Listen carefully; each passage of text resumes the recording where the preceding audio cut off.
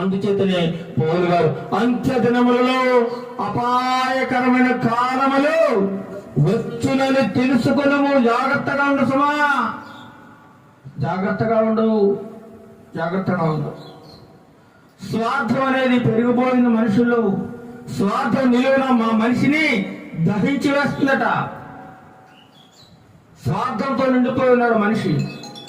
స్వార్థంతో ఎక్కడ కూడా ఏమాత్రము భయం లేదు, భక్తి లేదు. అక్కేమో తన చెల్లెల మీద స్వార్థం, అన్నేమో తమ్ముడి మీద స్వార్థం, తమ్ముడు అన్న మీద స్వార్థం, చెల్లి అక్క మీద స్వార్థం, భార్య భర్తల మధ్య స్వార్థం, అన్నదమ్ముల మధ్య స్వార్థం, స్నేహితుల మధ్య స్వార్థం, బంధువుల మధ్య స్వార్థం. ప్రతి ఒక్కరు కూడా స్వార్థంతో జీవిస్తూ ఉన్నారండి. స్వార్థం రాజ్యం వెళ్తా ఉంది. ఉద్యోగం